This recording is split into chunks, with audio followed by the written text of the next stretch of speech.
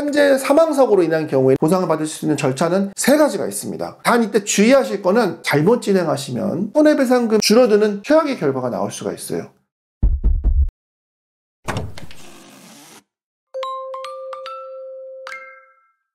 안녕하세요. 산재상담소의 이기훈 변호사입니다. 산재사고가 발생하고 재해자가 돌아가시는 경우가 있어요. 특히 요새 같은 경우에는 건설사고 진짜 많이 발생하더라고요. 추락이라던가 낙하물에다가 충격하셔가지고 사망사고 나고, 그런 사망사고가 발생했을 때 어떻게 되느냐? 당연히 보상받으셔야 됩니다. 그럼 보상을 어떻게 받느냐? 그 절차 말씀드리도록 하겠습니다.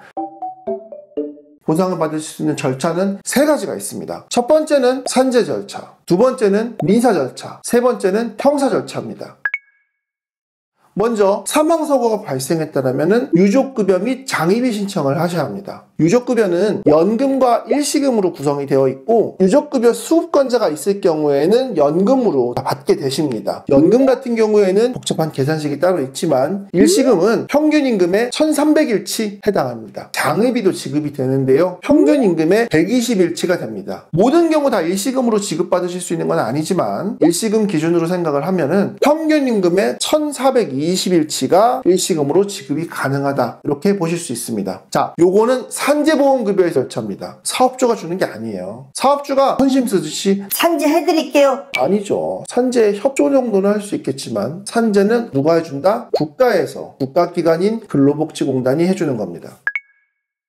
그 다음에 민사 절차가 남아 있습니다. 민사는 손해배상 청구하는 거예요. 근제보험도 있고 민사도 있고 내용증명도 있고 하니까 막 헷갈리시는데 같은 내용이지만 방법이 달라지는 것 뿐이에요. 민사 절차를 받는 방법은 회사가 보험이 들어져 있다면 근제보험으로, 합의를 볼 거야 하면은 그건 합의 절차로, 나는 소송으로 갈 거야 그러면 소송 절차로, 결국 민사 손해배상 청구입니다. 민사 손해배상 청구를 하려면은 계산을 하셔야 돼요. 계산하는 거 크게 어렵지 않습니다. 사고 발생 시, 사망 시부터 65세까지의 총 손해액에서 위자료를 넣고 산재급여를 빼고 과실을 적용한 금액이 민사 손해배상 금액이 됩니다. 요걸 청구하시면 돼요. 요거는 다른 전문가한테 맡기셔도 되지만 변호사 상담을 받으시면 변호사님들이 기본적으로 산정을 해드립니다.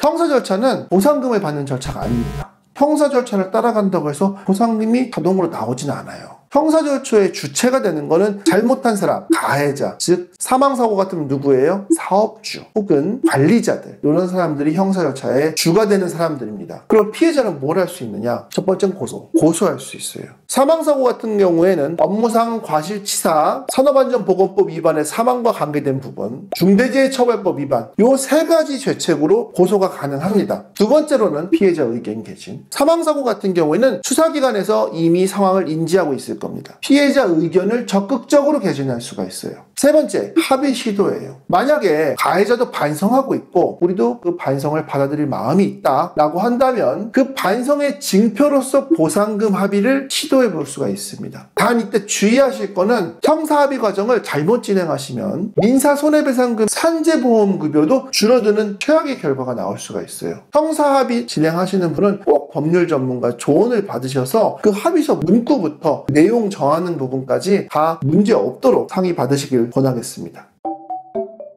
오늘은 산재 사망사고로 인한 경우에 보상받을 수 있는 내용 그리고 절차를 간략하게 말씀을 드렸는데요. 중요한 건 뭐냐면 가만히 계시지 않는 거예요. 알아서 해주겠지. 알아서 해주는 거 없습니다. 이런 말씀 들어보셨을 거예요. 법은 권리 위에 잠자는 자를 보호해주지 않는다. 내가 모르고 관심 없고 바쁘고 경황이 없고 하더라도 그건 이유가 되지 않아요. 이럴 때일수록 산재사고가 발생했을 때일수록 꼭 찾아보셔서 상담 받으시고 어떤 입장을 취해야 될지를 선택하시기 바랍니다. 지금까지 산재상담소의 이기훈 변호사였습니다.